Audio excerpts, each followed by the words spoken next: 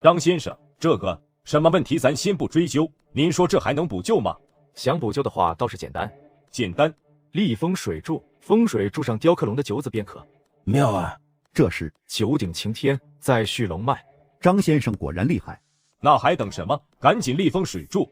风水柱长10米，3米埋在地下，7米露出地面，龙头朝上，一共需要9根。这个简单，我大侄子的采石场有工匠，让他们现场加工就行。张先生，等水库的事情彻底完事儿之后，我们身上的结蝶是不是也一起消失了？不会，结蝶的到来应该是与水库的诡异有关，但这并不是说只要解决了水库的问题，结蝶就会消失。那张先生能解除结蝶吗？一般来说，结蝶无法解除，不过你们的情况不一样，我有50%的把握能把结蝶给送回去。只有50%？这玩意儿牵扯到了一些特殊的机会。结蝶这件事，你们应该还请了其他的风水师吧？实不相瞒，我们听说这东西是结蝶之后，我便联系了一位多年的老朋友，现在他正在路上。张先生不想让别人插手吗？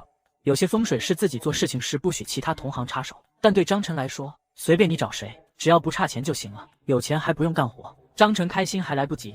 无论来人是谁，你都要提醒一下对方，不要轻易看结蝶。这玩意儿如果不到一定的境界，轻则一身功力全废，重则身死道消。好，我记住了。张先生，这结蝶不会提前发作吧？要不您给我们一些指点？还是那句话，第一，不要把结蝶弄丢，要一直贴身保管；第二，不要远离静安市。只有这些？这些就够了，剩下的事情等风水柱立起来，彻底隔绝了那处水库和结蝶的关系，我再另想办法。好。3位老者希望张晨能留在静安城，白老板甚至愿意送张晨一个店面。张晨拒绝了这个提议，毕竟不敢违背师傅的命令。张晨也把自己来静安赚钱的事情告诉了他们。白老板拍着胸脯保证，只要3天后结蝶消失1个亿，立刻奉上。银笋入酒，主有贵客来。邱老，你请的贵客到了，我也吃饱了，告辞。这个张晨还真是厉害，竟然能算到我有客人来。谁呀？搞得神神秘秘的。左星剑，丰都驱鬼天师左星剑。我的天，邱老，您面子也太大了吧！我听说左星剑大师已经有8年不问世事了，您竟然能给请来？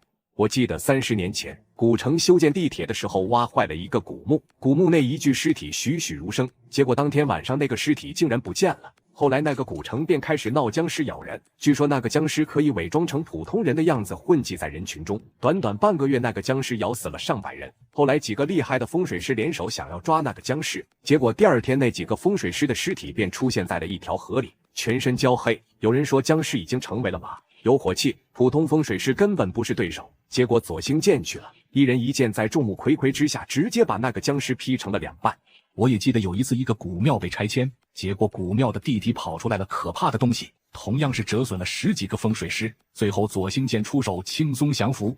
嘿嘿，年轻的时候曾经跟左大师有过一面之缘，想不到左老还卖我这个面子。左大师还有多久到？马上要到了。得，去另一个包厢，我早就让人准备好了。你们真接到了结蝶？是的。拿来看看。左大师，我听人说结蝶这个东西不能给风水师看。那是说这话的人道行低。再说以你们的情况不可能收到结蝶，依我看你们手中的结蝶大概率是有人装神弄鬼，是假的。假的？左大师，拿出来吧，我左星剑什么场面没见过，我倒要看看谁敢伪造结蝶。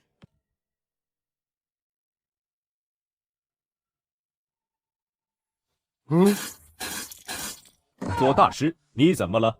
怎么可能？以你们的身份怎么可能收到结蝶？是真的。是真的结蝶。奇怪了，你们怎么可能会收到结蝶？左大师，那我们怎么办？您可一定要救救我们啊！没救了，看着哪样好吃就多吃点吧，以后怕是没机会了。说完，左星剑竟不再管3个老者，自顾自地提起筷子，插了一个大肘子就砍了起来。左大师，您别吓唬我们，您不会也……放心，我不会死，顶多损一些道行。不过到了我这个年纪，要这些道行也没用，能挡一次劫也不枉年轻时候的积累。只是以后我怕是没办法再动手了。倒是你们抓紧时间交代一下后事，安排好一切。你们收到的是真正的结蝶，无解。我说你们3个也别这么愁眉苦脸，人终有一死。你们3个享受荣华富贵这么多年，早就赚回本了，死了也不亏。等你们死后，我给你们3个好好看看坟地，保管让你们的子孙后世飞黄腾达。我谢谢你哦，左大师。看坟地这事暂时不用了，今天我们遇到了一个奇人，他说有50%的把握能救我们。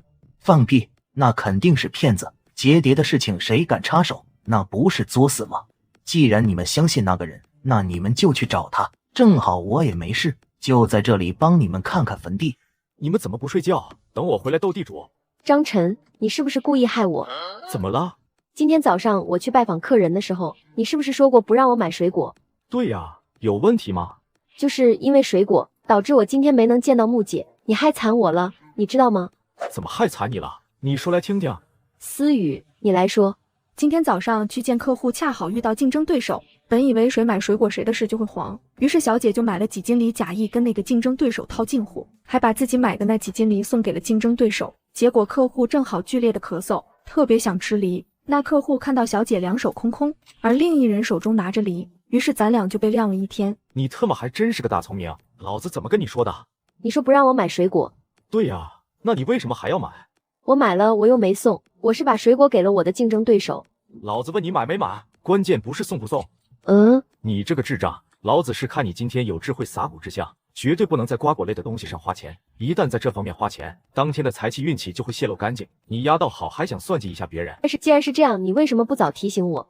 你懂个毛毛虫，有些东西说太直白就没用了，会直接把你的财气给捅没了。好吧，这事儿怪我。其实也没啥，反正我看你的运势这2天也不好，就算不买水果估计也谈不成什么事，顶多是能见对方一面。所以我想让你帮我啊！现在我们要找钱，先把资金缺口给堵上。我可不想用上官家的钱堵这个口子，不然以后他们肯定会拿这件事嚼舌头。拿去吧，你也别瞎忙活了，不就是钱吗？有了，什么鬼？你不会是说里面又有钱了吧？当然有钱，不然的话我给你个空卡做什么？里面有6000万。6000万！我的天，你哪里来的钱？不会是把银行的美女行长给拿下了吧？我作为一个美女资本家，想把大量的库存拿出来换2000万的现金流，结果忙活一天，连经销商的面都没见到。你倒好，孤家寡人一个哦，也不是孤家寡人，还带了一条狗，一天的功夫轻轻松松搞到了6000万。钱有了，现在跟你奶奶的那个赌约应该可以完成了吧？为了不当上门女婿，你还真是拼了啊！那是区几千万的债，就想让我一个大活人当上门女婿，做什么梦呢？哼，思雨，我们走。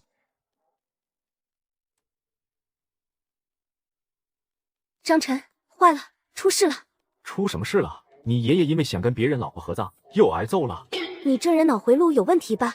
昨天你不是指点了9个地方让我们立风水柱吗？现在风水柱立不起来，在立柱子的过程中，巨大的石柱子忽然倒了，砸死了好几个人，其中还有一个风水师。怎么会？走，去看看。张先生，您看看这地方是不是跟劫谍有关？我觉得好像有一股看不见的力量在影响着一切。一开始施工也很顺利，连续埋下了5根风水柱，但开始埋这根的时候，事情就有些不对了。我们的罗盘在这附近开始乱动，我们以为是风水柱的出现影响了这地方的气场，当时也没怎么在意。但是立柱子的时候，无论如何都立不起来，就算能立起来，也歪歪斜斜，随时都要倒的样子。后来几个人围着风水柱矫正方向，忽然就塌了，一下子砸死了好几个。怎么了？有人在故意捣乱，不是我选址有问题，而是有人在针对这处风水局搞破坏。什么？谁在搞破坏？又是怎么搞的破坏？这是在跟我斗法呢。对方用风水局克我的风水局，